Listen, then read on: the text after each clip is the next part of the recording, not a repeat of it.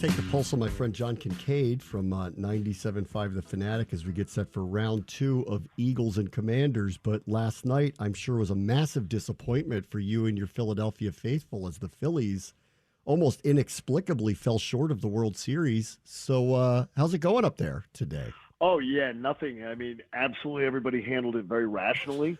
No overreactions at all, no name calling, nothing like that at all. I mean, we did a show this morning, and everybody was very kumbaya about it. Yeah, you know what happened. Everybody was quite upset. And I got to tell you, Bram, to come home 3-2 to that stadium and that crowd and to lose 2 games in a row and to do it in such listless, lifeless fashion that they did, it's flat out embarrassing. But the Diamondbacks whooped them. They whooped them. They were up 2-0, and I think the Phillies, in their minds, may have exhaled a little bit. Once they opened the door for the young Diamondbacks, they didn't look back. And I got to tell you, Trey Turner, I don't know what happened in this series, but Trey was lost. Castellanos was lost. And in the last 2 games, Bryce Harper was lost. Ooh. Wow. So it's off with all of their heads. All right. Okay. Well, the last 2 games, I mean, they're a good group, but I always say this, the things that in the regular season, I had listeners argue with me all year long because I felt the team was underachieving in the regular season. And people would argue with me and they'd say, it doesn't matter. They're going to win 90 some games. They're going to go to the postseason. What are you worried about? It doesn't matter. And I was like, okay, I think the things you don't do well over 162 that you might cover up for 7 or a 10 game streak or something like that always comes back to haunt you when the games mean the most. It did last year in the World Series against Houston. It did this year in the NLCS against Arizona. And to me, I don't like how the team's roster is built. And I think they're a good team. I just think it keeps them from being a great team. What's wrong? Their lineup's ridiculous. What's wrong with their roster? Oh, I hate the lineup. What? I hate it. I really do. What do you mean? Because I want my team to be able to play fundamental baseball when they need to. I want my team, when it's 3-3 in the 8th inning and you're at home, you can manufacture a run and go on out there and set up your closer. This team is swing for the fences. It's feast or famine. They do not manufacture runs. They do not run the bases well. They're terrible on the base paths. They get thrown out all the time. They're over-aggressive. They try to take extra bases when you don't need to and get thrown out. They're a fundamentally poor baseball team. They're a good baseball team. They're not a great baseball team. One more thing on them. I'm just curious, and this is the wrong day to ask this because last week, after it, like everybody else on Earth, thought they were going to go to the World Series when they won the first 2 home games, and I assumed it. I was doing this because, we have this kind of, I don't know, love hate's the wrong word for it. We love Bryce Harper around here. We're disappointed that he loves Philadelphia as much as he does, and he just kind of emulates and breathes the city. Is he top 5 all-time Philly at this point, or does he have to win to get into that? No, he's top 5 right now. He has from the day he arrived, he's embraced the city so much. But more importantly, too, the city has embraced him. Yeah. And I'll tell you, there's been some backside kissing going on today in Philadelphia of Bryce Harper, whereas I think we usually hold our athletes extremely accountable. Oh. Especially, and I think don't tick off Bryce. Don't tick off Bryce. Okay. Well, I'm being honest. I think there's been a little bit of butt kissing going on today in the local media, in the local fan base, where they don't want to be critical as much of Bryce as they would. After the Super Bowl, I believe Jalen Hurts outplayed Patrick Mahomes. So do I. But Jalen Hurts fumbled, which was the reason they lost the Super Bowl. They lost by 3. He gave them a gift touchdown by fumbling an unforced error that had nothing to do with pressure from the Chiefs or everything. It was just a mistake.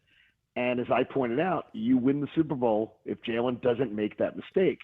Jalen Hurts got crushed for that mistake much more than Bryce Harper will get crushed for his performance in this series. Counterpoint, if the Eagles defense stopped the Chiefs once in the second half, the Eagles also would have won the Super Bowl. Well, what I would say to you is that, first of all, the gift 7 points is 1, and then the game is tied with 4 minutes to go. The Eagles punt deep in their own zone and have a terrible punt terrible punt coverage, and the Chiefs bring it down inside the 10-yard line for first and goal. That has nothing to do with the Eagles' defense. That wasn't Jonathan Gannon's defense. So to me, that's 10 points.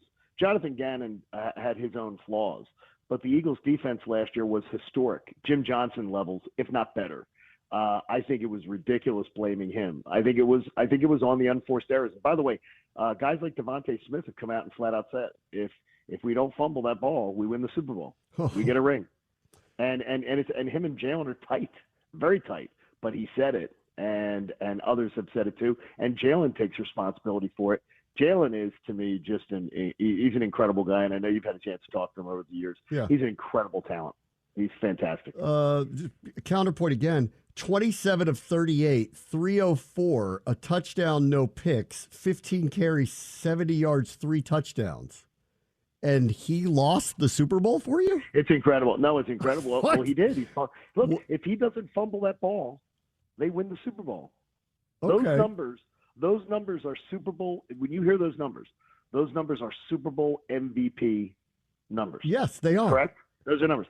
But the number you didn't give is the 7 gift points, which swung the game, which cost the Super Bowl. And I love Jalen Hurts. I am a huge believer and absolutely think that but I'll call it as I see it. That's an completely unforced error that cost him. And by the way, he's been having more unforced errors this year than he had last year. I agree. Actually, well, I think Washington, when they played them a month ago, when I was talking to you, I didn't think the Eagles had really, and I think you agreed with this at the time, they were not Death Star operational yet. I mean, it really, there were a lot. I think they played their best game of the year the other night, which is what really concerns me about them. Because I was saying from the get-go, I'm like, I know what their record is, but they're not as good as they were a year ago. Right now, they're not as good as they were a year ago. The problem is they're winning all the games anyway. So when they do get better and fix these other problems, they're going to be practically unbeatable. And that's what scared me about them the other night with Miami. Well, the Monday of Eagles-Dolphins week, and people can go to my social media and see it. As the week went on, I said, I do not like the Eagles on Sunday night. I said, I love the Eagles on Sunday night. The Miami Dolphins' 5 wins were against teams that were 5-24. So they had 5 wins themselves, and they had beaten 5 teams that had a collective record of 5-24. Mike McDaniels and that offense had a bunch of empty calorie offensive numbers. They're a great offensive team. They're one of the best in the NFL. But people were making it out like, oh my gosh, this team's unstoppable. Ridiculous. Sean Desai did it with 3 fill-ins on the defense and literally dominated that Dolphins defense. Kept everything in front of them, didn't let stuff get behind them. It was a fantastic effort. He's rolling into shape really well. Brian Johnson and the red zone offense, not so much. It's been a little bit of a ramp up for the 2 new coordinators. Okay. So I'll tell you this, and you probably already know this, but since you cited who the Dolphins have beat, this team has lost to an 0-4 team at home and a 1-5 team over the last few weeks. So I'm assuming you feel pretty good about your chances down here on Sunday. Oh, I'd say so. I mean, I think we only have 29 buses coming down. I think as far as, it's to come in and we always love it. And we appreciate this. Thank you so much, you guys. It's always so hospitable to give us those great lower level seats so we can come in and take over. It is yes, I'm very confident about Sunday, but I also do concern myself with this. I think the only defense that has made Sam Howell look like a good NFL quarterback is the Eagles. I have no idea how that happened. And I think it is sticking in the craw of the Eagles. I think it is the Eagles defense knows all these other teams have been feasting, and they want to feast themselves. We're looking forward to Sunday. Let's put it that way, because they have 2 divisional games. They have 2 divisional games before the bye. Mm-hmm. They have this weekend with the Commanders, and then next week on the Sunday 4:25 game at home versus the Cowboys. And I've said it flat out: win those 2 games, division's over. Division is done, and then you can just worry about trying to go get the top seed. Yeah, I agree. All right, let me ask you. I think I talked to you in the off season after Josh Harris bought the team, and I want to ask you now, because we are in the midst of. He has not done anything to exert any pressure on the football side of the ball yet, which is not a surprise because they got the team when they got the team. He has not publicly stated that he promised they would stay out of it for the year, but they've kind of privately stated, we're going to let Ron Rivera do his job, in the front office and on the field, and we'll see where the chips fall. They're 3-4. They might be staring down 3-5. They'd be 0-3 in the division. Clearly change would be coming, and the trade deadline is rolling around. Your experience watching Josh Harris at critical moments where an owner has to step in with, say, the 76ers. I know it's different because it's a first year. It is. But and it's a different roster, you know what I mean? Sure. But I'm curious what your experience in monitoring how he handles his role as an owner, how that may factor into what may happen over the next week or so here. I think he's Jonathan Papelbon. I think he's a closer. I'm trying to think of this, that he's not going to day get himself knee deep into the activities of what the general manager's doing or what the some of the front office people are doing. But when a decision has to be made and a check has to be written and big moves have to be made, that's when he will be activated and brought into action. I admire the fact that I do believe he hires people and he lets them do their job. And so I would expect that the decision he's going to be brought in is he's going to want his fingerprints on who they hire as a coach. And that is where you will see him exert some interest, is that he will sit in on some interviews. He won't dominate, though. It doesn't have that MO of being the guy that's going to come in and say, I'm Jerry Jones. I want to hire this guy. I want to be front and center on this guy.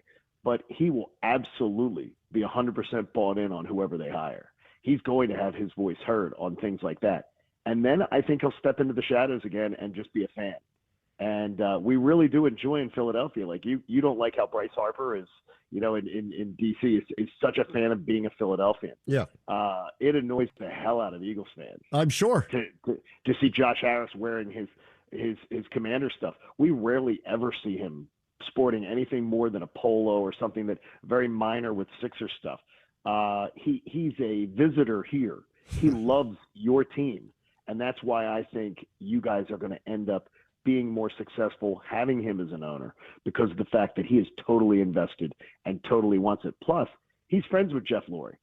He understands how the Eagles have done things. He's talked to Jeff Lurie about how things are run here in Philadelphia, and I'd say the Eagles are one of the best organizations in football. Why? And I think he wants to model how Washington's going to do things in the future by that, including the stadium and all those kind of things. I mean, you did my segment an hour ago. I talked about this where I said it's very interesting that for the first time where we're wondering, is he going to weigh in and exert some pressure on the team for the first time? It was right now. Like, do you do something with expiring contracts of like Chase Young and Montez Sweat? Because the coach isn't going to do it, which means it would have to be dictated from ownership. So will we see the first signs of what his management style will be? We'll see. But I said it's so interesting of who they're playing because the standard bearer in our division for 20 years has been the Philadelphia Eagles. And if I'm him, the team I need to emulate and eventually pass is that one. Forget the 49ers or forget all the flashy coaches or the trees or all that stuff. Win your division first. You have to structurally be better than the Philadelphia Eagles, and if you aren't, you will always be in second place here.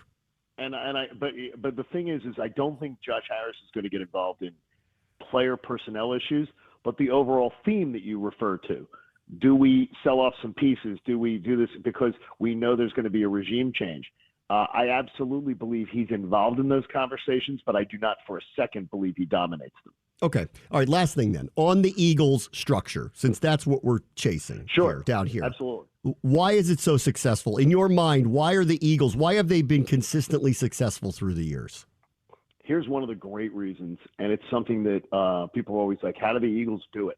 How do the Eagles go and just trade for these players and take on these contracts? And always Howie Roseman is a master class on the salary cap, which is why the Eagles front office in the last 2 years, I think Howie has lost 6 people that worked under him that are now working in other front offices, including the Giants, including Chicago and others that are trying to emulate how the Eagles manipulate the cap and everything. But one of the things Jeffrey Lurie does is he's willing to stroke checks. He's willing to turn, salary into automatically paid cash bonuses and things like that to give Howie Roseman more move to be able to be flexible and everything like that. I think Josh Harris will absolutely learn to model that system, which gives teams, look, if there's teams that spend a lot of money, but they're not willing to go in and restructure. The Eagles restructure. I think Lane Johnson, in his tenure as an Eagle, has restructured his contracts 3 times. Guys like George, they're every single year star players. They have 3 years left on their deal, and they go in and they restructure with it because they'll take Jeffrey Lurie will stroke them a check for $15 million to take their salary and convert it to a bonus, giving Howie Roseman more movement. I think Josh Harris will model that. Yeah. I think he will. And him and Lurie do. I mean, all the owners in this town all sort of get to know Jeffrey Lurie well, and he exerts he loves that. They enjoy the camaraderie across the teams. It's very important here, and I do. I told you the days that he took control of your franchise. It's not going to be overnight, but I think you're in a much better place because you've got an owner who's going to be willing to spend, who's going to be willing to do things. But I do not think he is going to be a meddlesome force like a Jerry Jones. And I think you're better off. I think he'll be much closer to Jeff Lurie than he will be to Jerry Jones. All right. You're not coming down here this weekend, are you? You're not coming down? No, I can't. I am on complete house arrest. I have 23 days left in my chemo regimen. So I'm in the home stretch here. November 17th, I will hopefully be finding myself at the end of my chemo treatment, and it could be a glorious day. So I am in total sort of house arrest right now, where I can't do that, but I miss it. I love coming down there. And by the way, I'm joking around as far as the thing, but I mean, I've always enjoyed. I've had a good experience every time I've interacted with your fan base, and I think that better days are coming, and a new stadium will be part of that. And I do miss it. I miss seeing you. I'm going to look forward to getting a hug next year. But it's going to be a glorious day, November 17th, when I hopefully have a chance to get a good news on my scans and be done with my chemo and hopefully ring a freaking bell. Yes, that's what I want to do. That's what we all want for you too, John. I want to try to do it. Good. I love you, man. Thank you so much. All right, take care. Thanks. By the way, I'll talk to you Friday on my show. Oh, is that right? I'll call you. I'll text you. Text me. Yeah, you're going to make. Okay. We can't wait for that. That's like walking into the lion's den. No, you guys. I see I see. We love you. All right. We love you. John Kincade from 97.5 The Fanatic.